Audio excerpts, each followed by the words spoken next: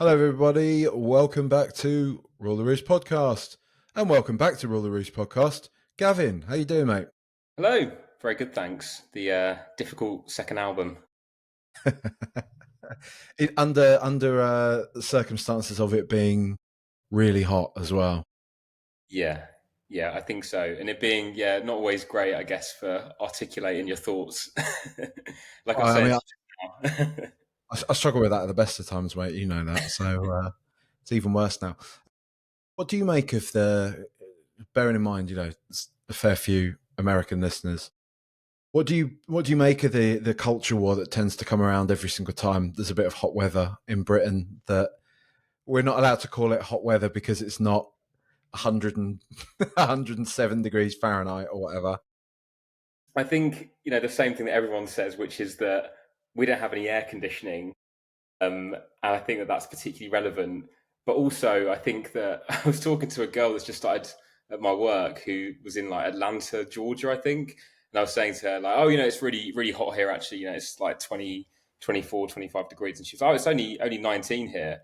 Then realizing the time difference that actually it was like 7 a.m. where she was, and it was going to reach highs of like 35 or something. So maybe it isn't that comparable, actually. But I do quite love the hot weather. It makes me desperate to get out into the garden, desperate to get into a beer garden more specifically as well.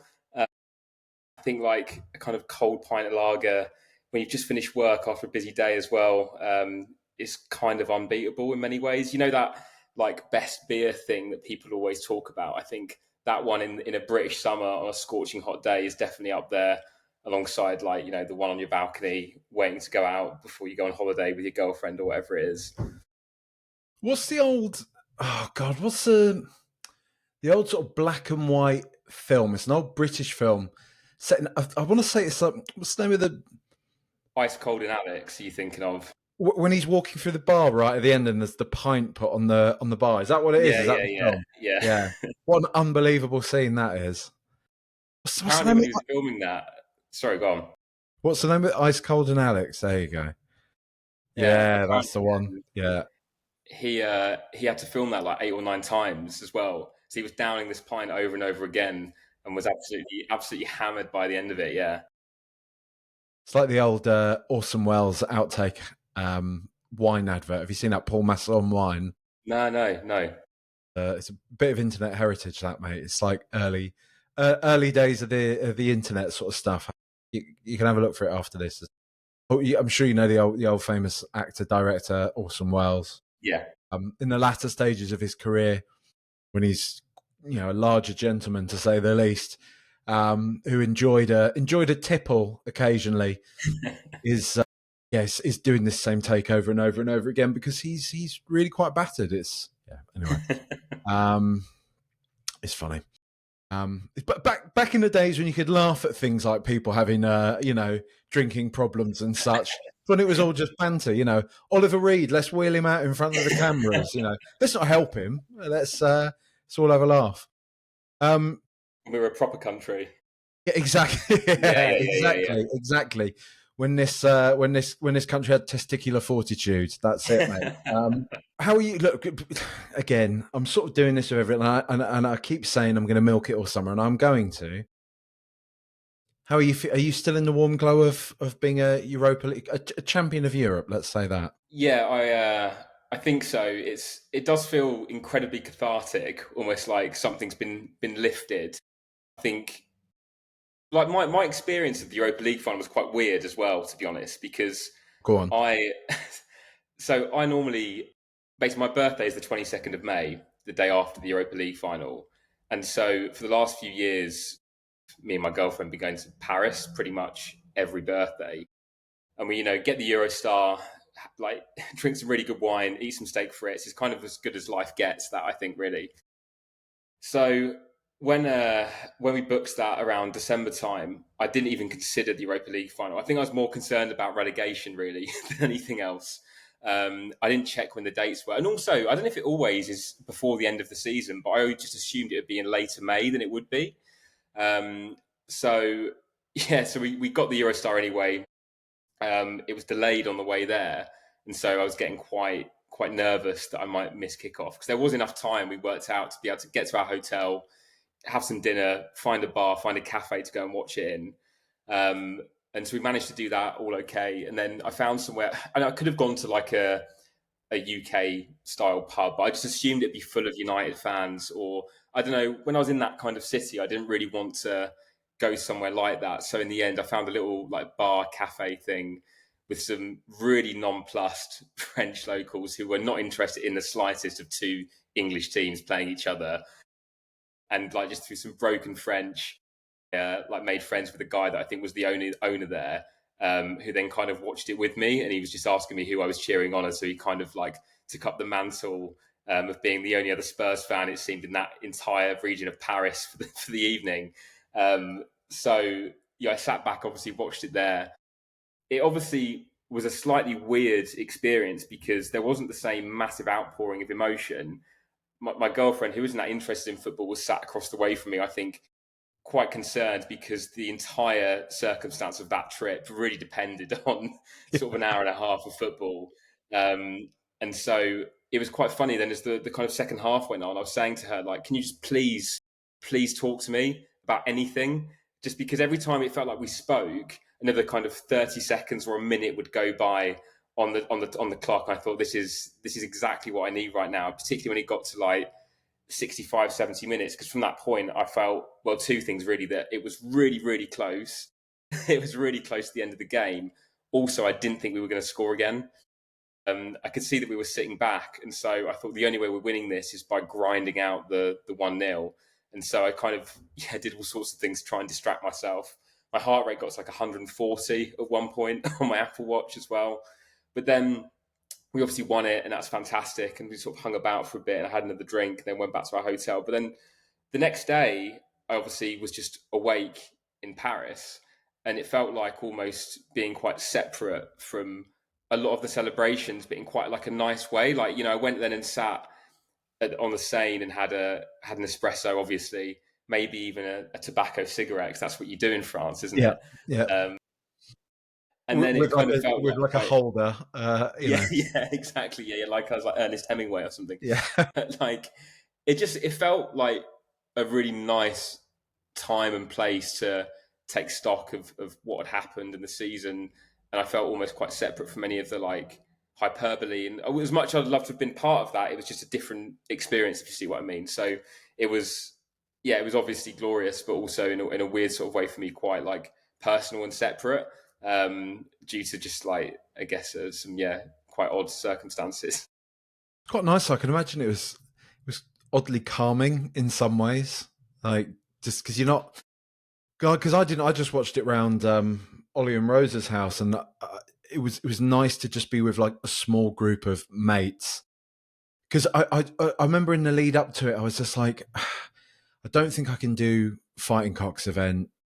Just I don't know. I just wasn't feeling like the hectic energy. I'd done all Mm, of the Champions League run there and yeah, stuff, and just for this, I was just like, I don't think I just felt so like delicate about it in a way, like going into this, because there was that part of me that was just like, for probably the first time in my life, actually, I would say I'm going to a cup final against a so-called bigger side, where I'm actually kind of thinking it will be really bad if we don't win, if we actually don't beat them in this. Like, they're really not very good, and I know we haven't had a good season.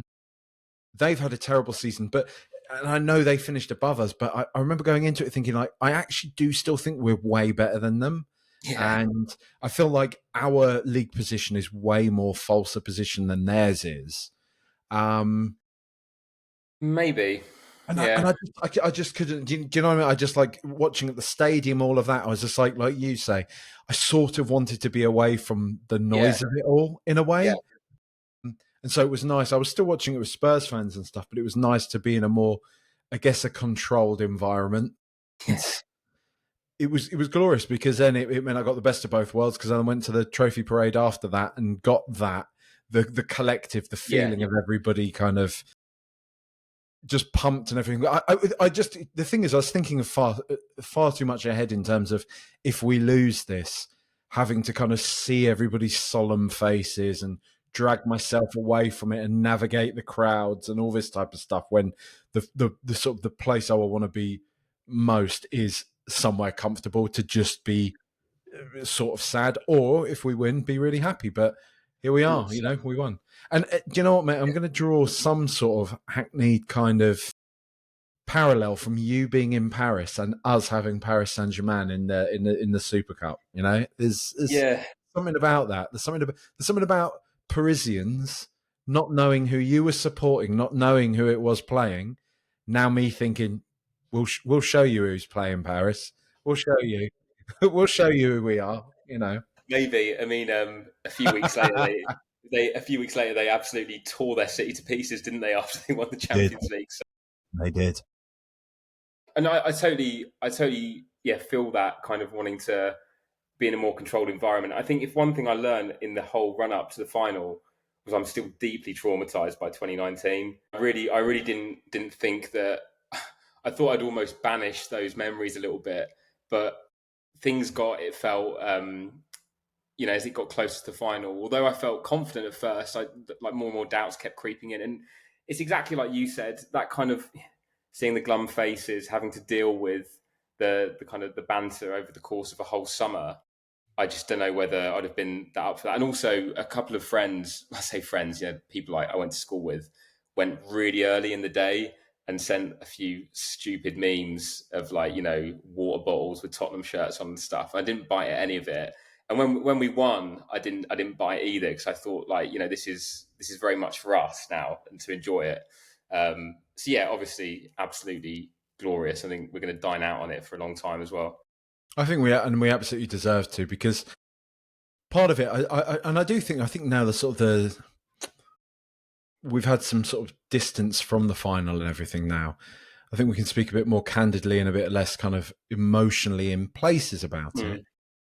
I did have a certain sense of entitlement about it, and I'm not going to lie. Like there was a part of me that felt like we got right. We could have probably done some things a bit better here and there, but at the same time, I think in the Pochettino era, we got largely incredibly unlucky in certain places. And like you sort of allude to there, 2019, and don't worry for everybody that tells me to stop talking about 2019 who messages me. I'm not going to go on a massive one about it, but I still feel like we could have lost the 2019 final and it would have been painful whatever way we lost it. But I still feel just such a sense of injustice about how it all panned out. That was kind of the kicker on 2019 of like, the fact that those type of penalties aren't penalties anymore, the fact that happened after 20-something seconds, that the ref couldn't have just thought, come on, it wasn't really, the ball was heading out of the box. It wasn't, come on, I'm not gonna decide a major European final in this way. And so going into this one, I just sort of thought, no, this has to, like, it's been 17 years now. This is ridiculous. We can have as many conversations as we want about ENIC, about the board, about this, about that, about DNA, whatever.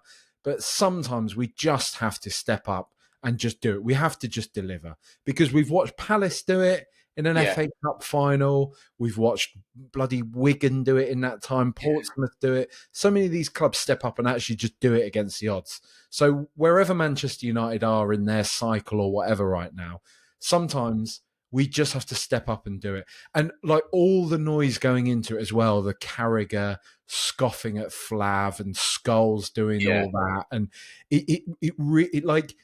That really annoyed me as well. Yeah, mate. It actually it really wound me up this time. Yeah. Like it really irritated me. It really... And I thought Flav, like, I don't want to brown nose him too much on here, but I thought he and I said to him, like, afterwards, I was like, I don't know how you do, like, I would get so triggered and so emotional in that state, but you handled it like perfectly. You like batted it back to them so well. Yeah, but it wound me up. That whole thing. And so going into this, I was just like, Tottenham, please just do this. Please just do it. And so now this feeling that we have is that kind of vindication of, go on. Where is it? Ryanair, Domino's Pizza, Dulux, all of it. Oh, it's gone now, hasn't it? Like that easily tapped resource that you have has gone. But the funny thing is that they've pretty much switched it to Arsenal now, which is like, is a bit of a double win. we've sort of spoken about this, and again, I don't want to dive into it too much, but I understand that you were kind of pretty much Ange out, and then after we won and we booted him out immediately, you felt a bit uncomfortable about it. If you don't, I'm sure you don't mind me saying, but that's what we've sort of spoken about.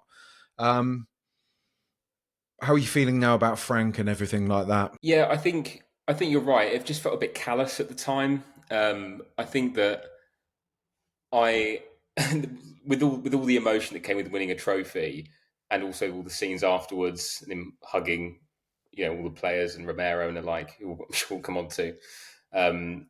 It did. I think uncomfortable is the right word, but as time goes on, I do feel right. It's probably the right decision now. I mean, us winning that trophy really doesn't negate in any way really 18 months of pretty shoddy performances. I mean, there were times where we looked barely coached in some of the final Premier League matches we played. I know that he said we were gunning for this trophy from like December. I'm not so convinced by that anyway. I think that we spoke before on here about how well Ange manages to manipulate the narrative. I think that that's a very convenient way of framing this season in a really positive light, of which it should be as well. But also now I feel it was probably the right decision, and that's probably why fans don't get to make the decisions an hour or so after the end of a really significant moment in their football supporting lives as well. I think with Frank, I initially was a bit on the fence actually, but he's grown on me a lot over the last few months. Because I mean, these rumours it feels have been circulating for ages now. I spoke to my next door neighbour, who's actually a Liverpool fan, and he was saying towards the end of the season, like Frank was really heavily linked with our job actually before we got Arne Slot in. And he gave it the whole, would he come to a team like Spurs now? Wouldn't he wait for like the next kind of big step up immediately? I thought like we are that step up completely, and we should be seeing ourselves and viewing ourselves as that. I think it's typical rival fan kind of stick to beat us with. That I think is totally unfair as well. And it's fairly apparent, isn't it, that he was waiting for the right moment to go, and he sees us as the right club now to try and further his career. I think it's a fantastic opportunity for him. That sounds like being almost like a bit disrespectful, but also I kind of warmed to him when I stumbled upon that day in the life thing he did as like Brentford manager. Have you seen that on Sky? Yeah, I've seen bits of it. I haven't seen the whole thing yet. I actually saw it a few months ago when it was first aired, just like scanning through different channels, and I think he comes across as really well. And like first and foremost, he's such a good communicator, particularly for somebody that English isn't their first language. Like remarkably so, actually. I think his understanding of the nuances of the language are really good, and I think like probably this is going to be my most gammon opinion, but I've actually really enjoyed having a manager for a year or a couple of years that has a really good understanding of English. I think it's been really helpful in perpetrating a particular narrative, and also then that the manager isn't going to be caught out for any kind of mistranslations with the press. The press love to jump on Spurs in particular, so I think that's quite significant. And like, I know that everybody's we're talking about how adaptable Frank is. I think that's also a really good thing. It's a typical move, isn't it? Once you've gone from working with a really pragmatic man, well, not pragmatic, but a manager that's very set in their ways, then obviously going the entire opposite direction into somebody that actually is much more flexible tactically. So overall, I'm actually quite excited about it now, about the prospects. I'm not going to lie, I feel fairly good about it, but I think it's dependent upon, of course, a number of factors. And it's dependent upon, of course, what we do in the transfer window, as it always is. But I think there's enough there. There's enough of a squad already in place for him to work with. And I mean, we finished 17th last year, so anything's going to be an improvement. I think the first year for him, it's almost a bit of a free hit. Unless we get relegated, then he's going to have done a better job. So I think that it's a good chance to perhaps wipe the slate clean a little bit and almost build on the success of the Europa League, but also look to maybe becoming a bit more of a solid outfit. Like the trophyless banter has kind of dissipated now. The next step is becoming a proper footballing outfit again. So I just felt the home performances in particular last year just were nowhere near good enough. And I want to become that team again that other teams fear. But we were way too easy to beat last year. Well, it's just quite miserable, wasn't it, going into so many games, almost knowing that we were going to lose before we played it, which I know people will twist and say, oh, that's your loser mentality and stuff. And that's what he was trying to get rid of. But I just find all that a bit disingenuous. I'm really, yeah, I wasn't particularly looking forward to Frank. And again, I'm going to say I'm not buzzing about it, but I agree with everything you've said in terms of I do think he will be a solid appointment. And I think, let's just say, I reckon the circumstances that present themselves at Tottenham to him, the squad, what he has at his disposal, and everything like that, and just I guess just maybe his mantra, his sort of outlook on football, making the best of the players he has, and all that. And we can talk about Daniel Levy and why that appeals to him, but if we just see why that could be a good thing for Spurs, we do have a lot of really good players. Yeah, we actually do. And yeah. I think I lost sight of that at times last year. I would sit there and think, oh, we're dreadful. I remember, what game was it? I can't remember.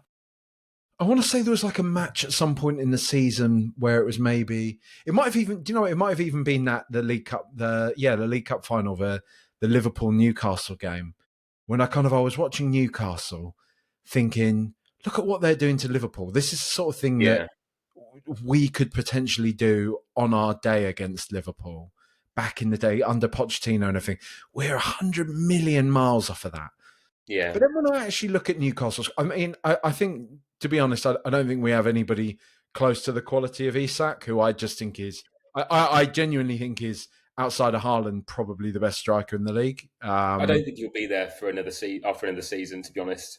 No, I think he's whatever world class means. I think he's a world class player. Yeah. But outside of that, I look at them and I think, actually, when you go through Tottenham's squad, we do have loads of really good. Yeah, it's a bit light. We obviously need more options.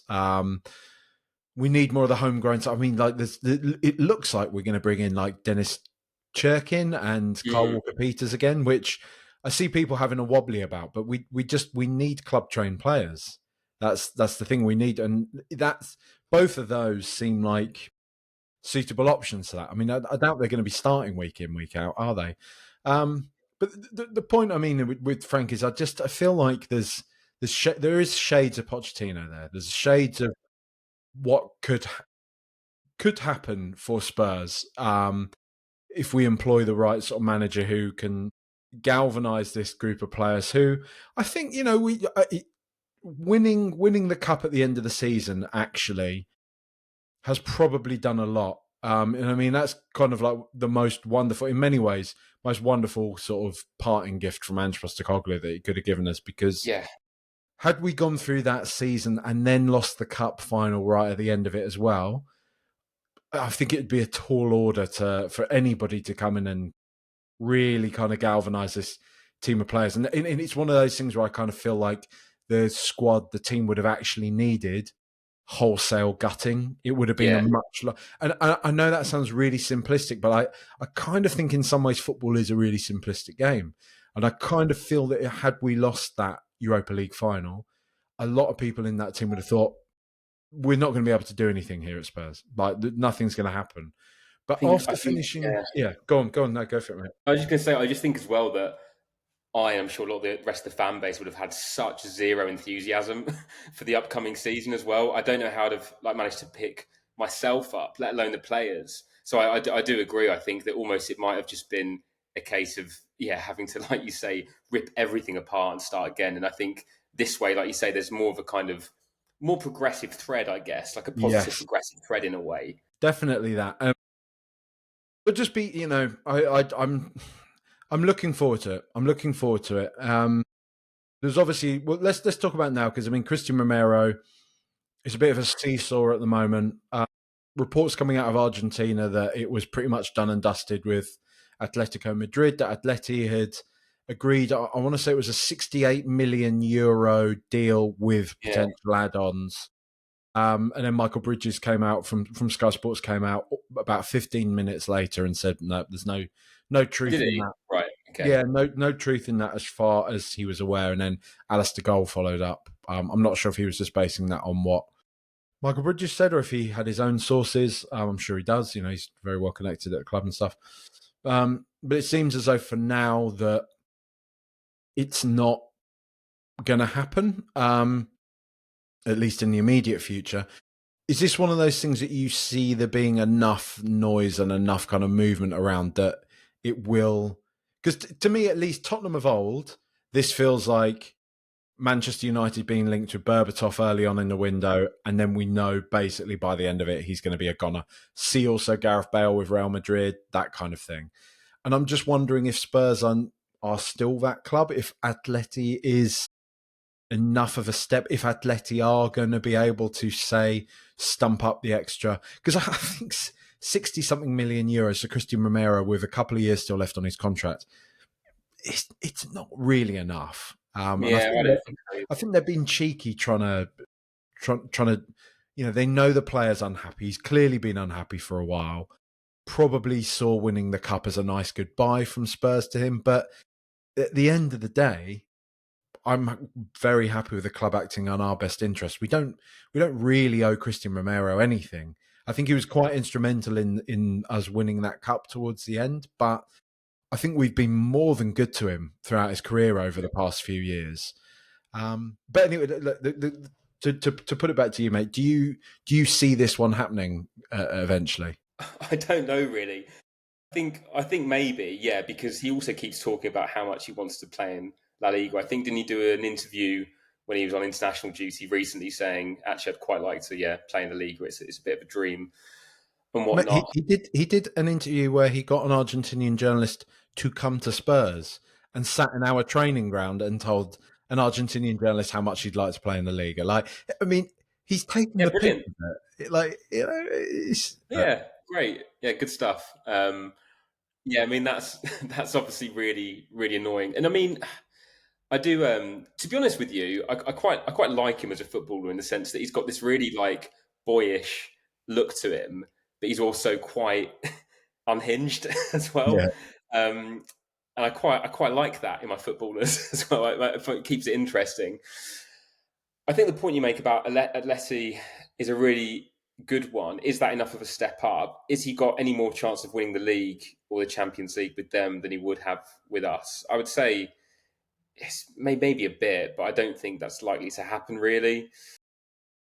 I mean, the other kind of human side of this also is that footballers have a very short career, of course, and I do wonder whether sometimes players just think, look, I've got this almost unmatched opportunity to work in loads of different countries around the world. Maybe I want to swap, London for some Bravas and Tempranillo or something.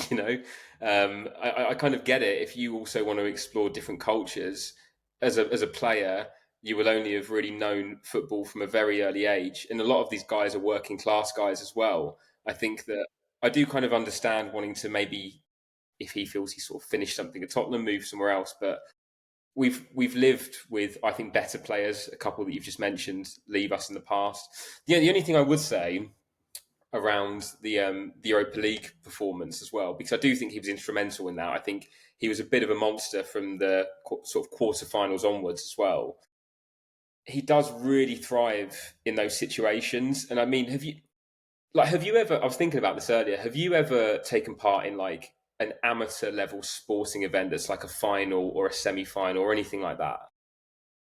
other than a school sports day, mate. Like, no, yeah.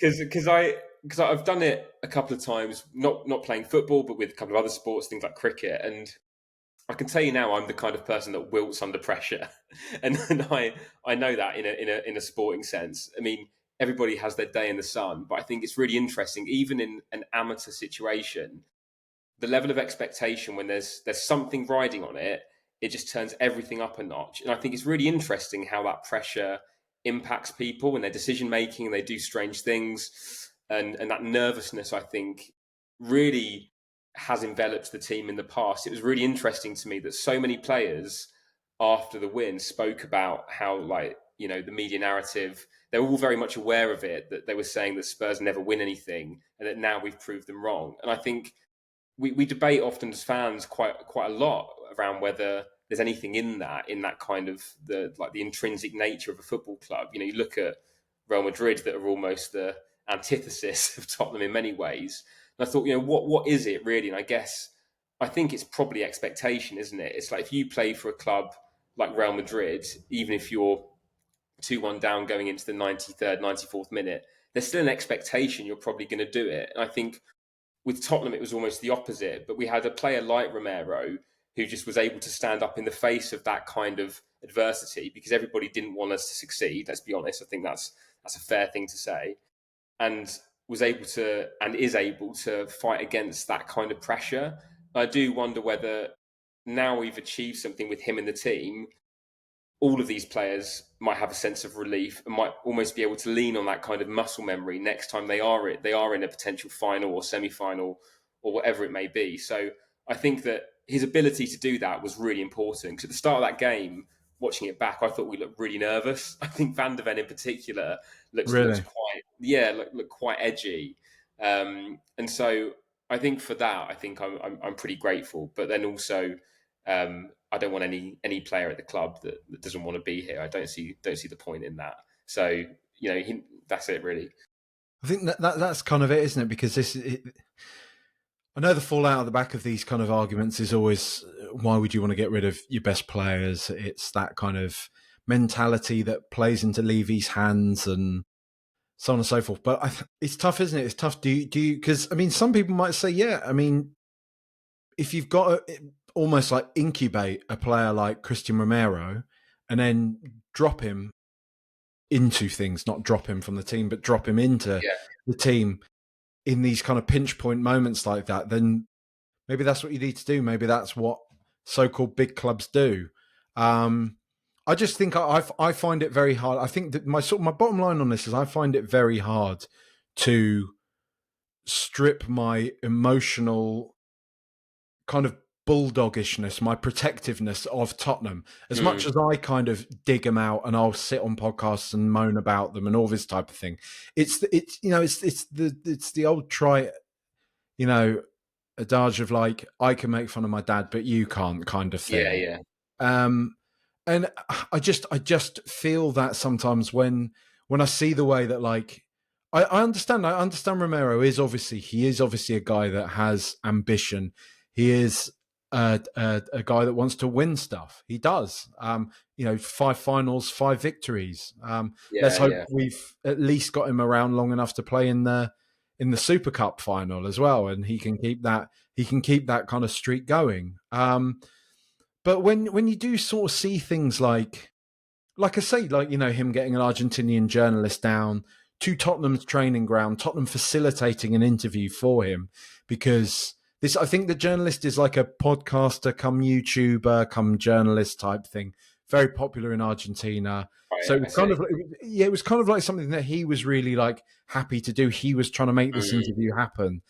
And I just think when the club are like, when they do facilitate that, they never, despite most of us moaning about it, they never ever give him any flack about going off to Argentina when he goes off early, when he's been injured. Like, they just let him go with their blessings, and leave him to it. I guess there's an understanding that they know how much it means to him and all that type of thing. And then I just think kind of the way he sort of, I for one, I really didn't like the timing of his message about Ange Postecoglou. Like, me neither. Minutes after we got Frank, I just kind of thought, because to me that wasn't even about Postecoglou or Frank. That was about you again. That was about in terms of him. That was about, he made the moment about him. And I get it. Footballers are a special breed, right? They are kind of narcissists in a way, but I think even within that, there's levels to it. And I didn't like that. And I just don't like the way he has this element where he treats the club like he's doing them a favour.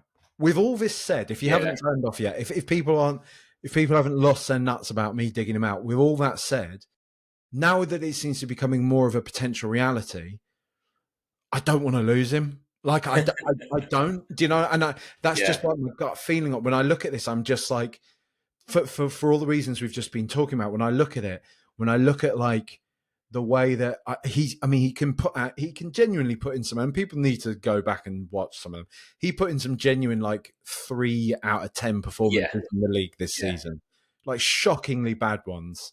That I think a player of his ability, I can only say he wasn't making enough of an effort to not be yeah, playing that badly, purely because we know how good he is.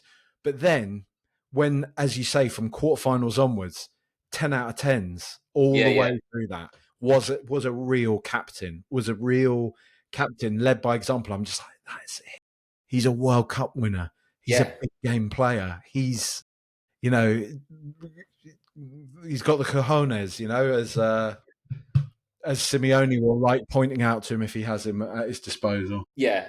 I do agree. I don't want to lose him either, really. But I do take everything you say and agree with it as well. I think he is really single minded. Wasn't there something as well about him just sometimes going missing Yeah. for periods of time and just nobody knowing where he was? What was Um, that on? Where was that from?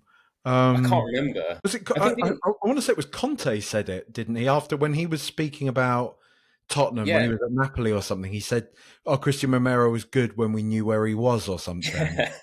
Yeah, I I mean, think that's it was just that. kind of like a minimum. I want to know where all my footballers are at any one given time, ideally.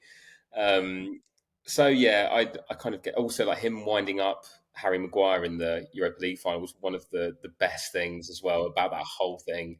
Like just seeing Maguire properly lose his head as well. And didn't he say to him like you're a shit footballer or something, which Yeah, is yeah, yeah.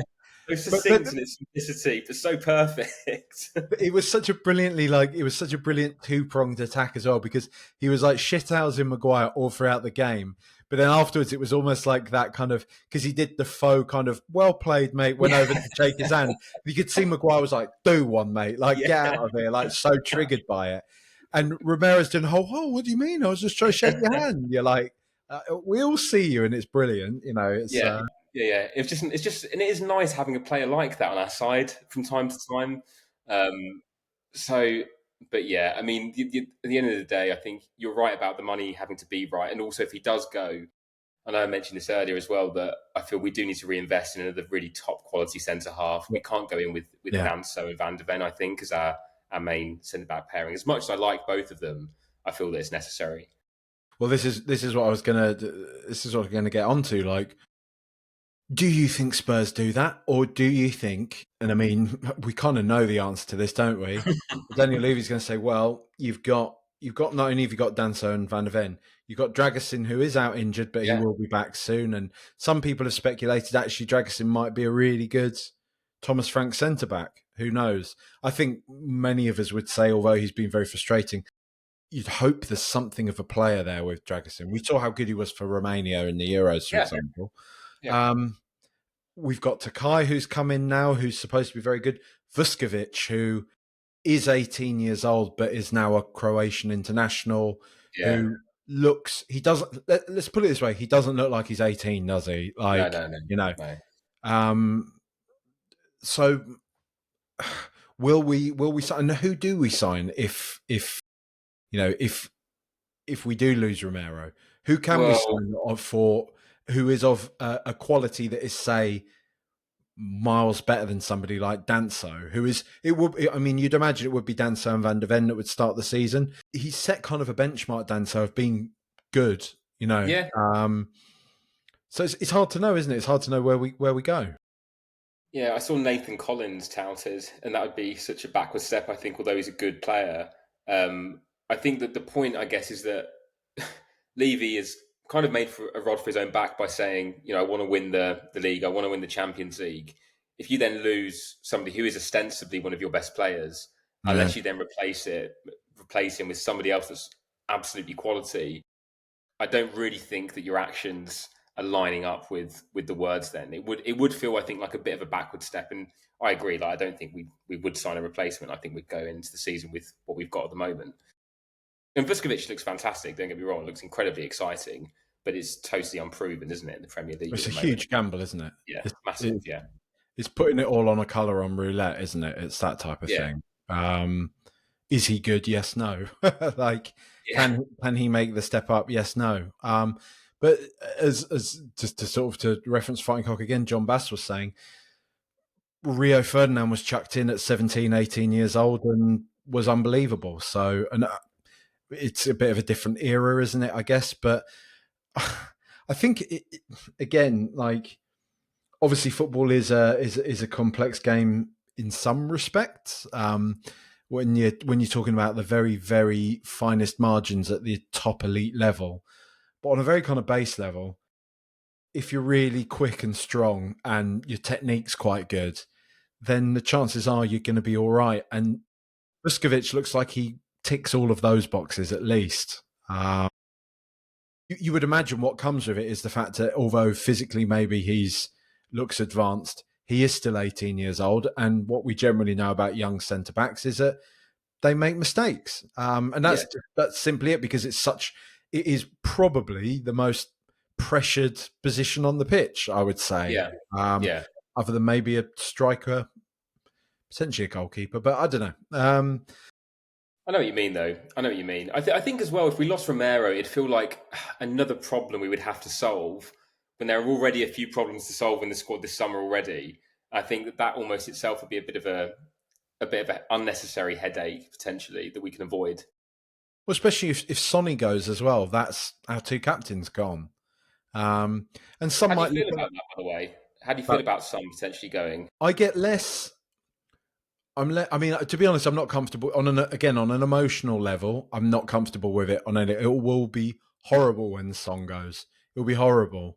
Um, there was a part of me that was like, rationally speaking, rationally, if you like, in Mm, inverted commas, that was thinking, well, that would be a nice way for him to say goodbye. I don't want to see him like, I remember like the sort of the last days of Ledley King at Spurs when it mm, was just not befitting of a player of their quality to kind of be turning out the type of performances that he was capable of. Then there's a part of me that wonders: does Thomas Frank want to lose something? Is Thomas mm. Frank going to be thinking, "Hang on, this is Son Heung-min we're talking about"? Like, he's one of the best finishers in world football, like Yeah, statistically speaking. If I can play to his strengths as opposed to trying to get him to, and I think people will agree that like Ange was a system heavy manager, right? yeah, Ange Postecoglou had his way of playing, and he wanted the players to play that way. This isn't a criticism. I'm just simply stating that's kind of how it is. As we've already said, this is Thomas Frank, who is a much more flexible manager in some respects. I think he tried 7 or 8 different formations and yeah, styles of play in last season alone. And that kind of tells in the fact that I think they had one of the better success rates against top 6 sides and all that type of thing. So, look, does Thomas Frank want to lose Son Heung-min? I doubt it. And then I sort of think about do I want to lose Sonny? Do I want to not see if he is capable of having one more year at least of being able to yeah, kind of put in performances? Were these past couple of years maybe a bit of a blip that the system didn't favour him, that the way we were kind of utilising him, making him run constantly in the fashion that he was supposed to, tracking back, pressing as he was, often going not sort of sticking to the byline, not really cutting inside as much as we know he likes to, not really shooting with the same kind of freedom outside the box that we know Son is again one of the best in the world at. And has been for the past decade. Am I totally and utterly convinced that Son Heung-min is of no value whatsoever to this football club? No, I'm not. Like this, and I think sometimes you need to take a step back from it and just look at the fact that not only is he a legend, and yes, there is this emotional stuff, he is still probably a player that I reckon most teams in the Premier League would still take. mm, I'm still talking Newcastle's, Villas, and stuff like that. I still think would have a punt on him and say, "Yeah, yeah. go on, bring him in, let's have him." So why are we so keen to just kind of? It doesn't do us it doesn't do us any damage to hold on to him. For all we know, Frank will have a good conversation with him and say, I still think you've got a lot of quality, but your legs don't have it like they used to, so I'll use you as more of a super sub. And Yeah, then, it might be, I don't know. What about you? yeah. I just wonder whether those kinds of rumours of his demise are much exaggerated. I think last season he was injury ravaged a little bit as well. I thought he was okay in spells. Like he still put up some okay numbers, and I'm completely with you. I think we should definitely give him another season at least. Um, Again, I think that he really should be allowed to do whatever he wants. If he wants to move on, Exactly. then fair enough. If he wants to stay, then yeah, we can keep him. I think he could be really effective off the bench. I don't think that his legs have completely gone by any stretch. I still think he's got a bit of pace. I think, like you say, he's still an excellent finisher. That's probably the kind of last thing to go, really.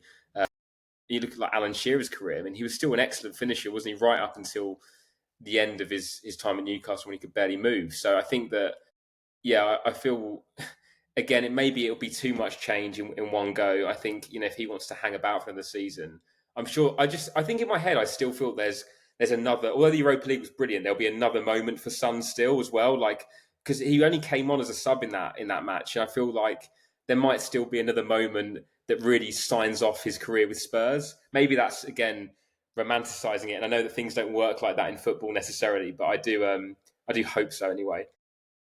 I know what you mean, and I think just again, like I say, on a non-emotional level, I just think I think it'd be folly to lose your two captains in one summer. Yeah, I think that's an awful lot to expect for a manager to have to navigate. And I think, look, in a sort of net sense, in an actual sense, losing Christian Romero is, it's huge. He's got a huge. You'd imagine he's still got a huge career ahead of him. mm, He's fairly young by centre back standards. He probably is coming into his peak now, into his prime. So to miss out on that will be, annoying. It will be yeah, frustrating. But I think it's also, I've got to say, I think it's also quite telling. And I think maybe he probably needs to stop and sort of ask himself why. Why is it kind of Atletico that's the only real so-called big club mm, that's coming in for him?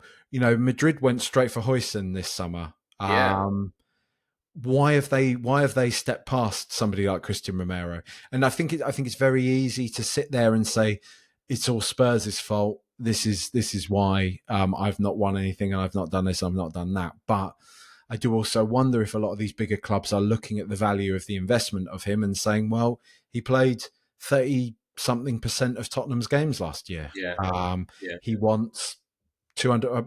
I would imagine we pay him around 200k a week probably, and I don't know. I think it would be bad to lose him, but we can at least get some money back off of him. yeah, Sonny, to me, it's like we'd probably be losing him for a nominal fee. Yeah, right, you'd have his wages off the book, but we would sign nobody of a comparable quality to Sonny. Nobody. I mean, look, Eza, we talk about Eza as well. It looks like he's on the verge of going to Arsenal now, yeah, which I'm pretty wounded about. I'm not going to yeah. lie. Same, yeah, same. I don't know. I just think Sonny. I don't think it hurts to give Sonny a swan song. I think there's Yeah, less noise, there's less drama around it because if it doesn't work out, then so what? He sits on the bench and he comes on every now and again, and like you say, maybe scores the odd winner here and there for us. But keeping somebody like Christian Romero, if he's deadly unhappy, and then thinking, well, next summer we'll only be able to get half the price for him, it seems like more of a risk to me. But you don't want to lose both of them in the summer. As a, I mean, I in the same way that I was sort of saying, it feels like Romero will ultimately end up going. I did sort of have the feeling that we were going to get Eza this summer. yeah, same. I really kind of felt that was going to be one that we'd just get done. Um, and I know it's probably a combination of silly things, but his family being in the box at Spurs. I think his mum's a Yeah, Spurs fan, or I don't know what it is, something silly like that. Him signing the autograph and that giving it a cheeky yeah. I smile know. when Yeah, when the Spurs fans said, "Are you going to sign for Tottenham then?" And then to know that Arsenal are swooping in and getting him is kind of gutting, because not only because I sort of feel like he's a Tottenham player, if you like. I just think I think he's exceptional. Maybe Yeah, I hype him too much. I don't know, but I really like him. He's another big game player as well, isn't he? I think like Yeah. in the FA Cup final, he was fantastic. I agree. I think you said on the pod that he kind of, on the face of it now, looks a bit like, or seems like, an Arsenal player in some respects, and I do also agree with that as well. I think overall with transfers though, and this again is because it's in the shadow of the Europa League win, I'm just not as bothered this summer, weirdly. Like, I can't really seem to get Mm, that invested in any kind of one particular player going or joining us. I don't know whether it's just because it's off the back of something that was exceptional, and now it kind of feels like, okay, as a club, we know we can achieve that anyway. We'll probably achieve something like that again in the future. I don't know. It's the one that I would love, that I'm sure will never happen, is like Jack Grealish on loan or something next season.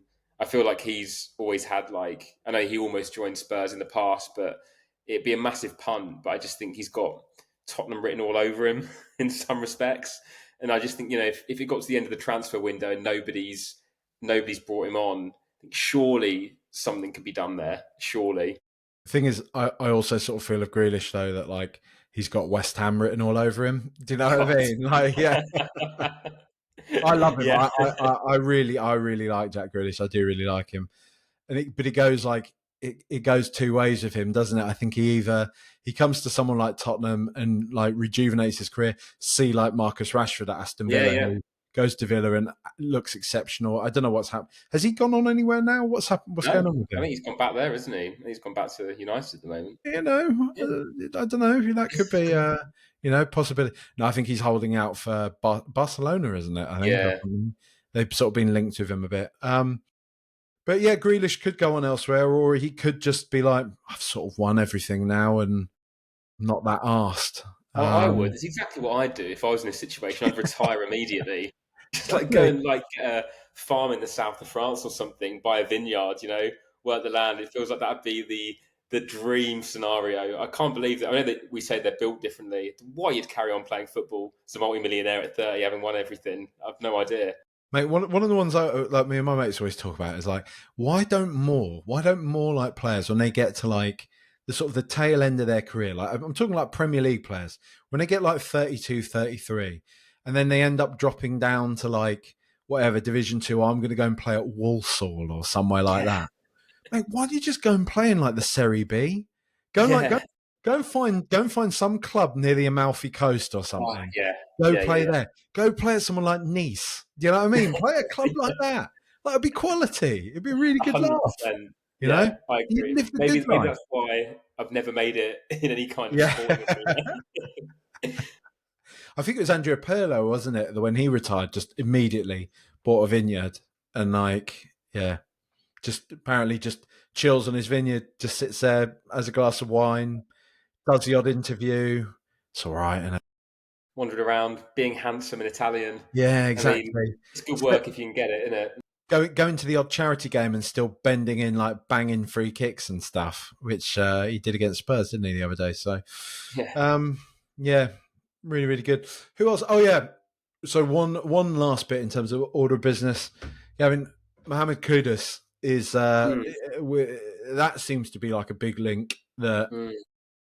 isn't going away at the moment. Paul O'Keefe said that we've just had a £50 million offer turned down by West Ham. West Ham have come out and reiterated the fact that I think he's got an 86 million pound release clause or something like that. And then the sort of ITKs and journos in the middle of all that have said that Spurs are hopeful to be able to bring the fee down, and West Ham are kind of resigned to losing him. Oh, right. I think he is an exceptional player on his day. I really do think that he is. I do have that kind of fear that it might not be a good transfer for Tottenham, though. Yeah. But maybe I don't know. Maybe I'm just way off. I just sort of I look at last season and some of my mates who are West Ham and stuff just say that he downed tools. Yeah. And it's hard to know, isn't it? It's hard to know how much of it is because West Ham are just chaos and they're pretty awful. And how much of it is that like it's a player that you kind of want to stay away from in some ways when players do down tools. I think Charlie Parish, my mate, was saying that one of the hallmarks of Thomas Frank's career, and I think he's on record saying, is that he is often the guy that likes to give players who have a bad rep elsewhere a redemption arc. It's kind of Right. one of his things that he likes to kind of take a player and be like, look, it was actually this scenario. We shouldn't dig these players out. They're talented, Yeah. they're good. They just need the right people around them.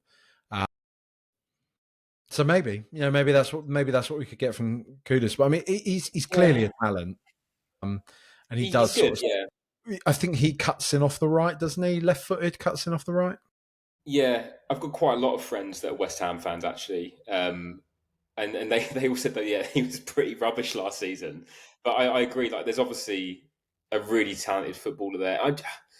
My only concern is I feel that Tottenham do these kinds of transfers quite badly. Trying to sign a footballer that's maybe in a team that is typically the level below them, then bring them up into our first squad. Like, I think like Bissouma maybe is a good example of that, where he's shown flashes of being really good. I mean, I think arguably the jury's still a little bit out on Solanke as well. I think sometimes like those big money signings from another mid-table Premier League club, we sometimes, for whatever reason, struggle to make a success. But then maybe that's just the circumstances of the last few years. And I mean, I'm probably not gonna say no to the transfer. To be honest, I could see something like that happening. Particularly like if he's disinterested with West Ham now, I think it'd be a good addition. I'm sure. Um, yeah, I think the thing that's most concerning really is that everyone keeps saying that we don't really have any money to spend or any cash to spend or whatever. So, if we can buy a player like that for 60, 70 million, fine, great. But also I hope that's not all we can spend for the rest of the transfer window. Be interesting to know when I got a bit of pushback when I was complaining about us releasing the renders of the skyscrapers, the sort of the same kind of week that we seem to be briefing journalists that we are cash poor. And I get it. I know people are saying, well, like borrowing is more assured on the brand of Tottenham and it's easier to get it for property versus speculative deals on players and whatever. I get all that. But at the same time, I do sort of revert back to fairly sort of base dynamics of things, which is Yeah. in and out. And the outwards often tend to be property based things and infrastructure based things as opposed to large outs on player wages. Mm. Because we do actually spend money on players, it has to be said. Yeah, Like, we do. Yeah. I don't think I can continue to say that Spurs don't really spend money on players because we do. But it's wages, isn't it? I think we're sort of halfway down the table on wages and everything. But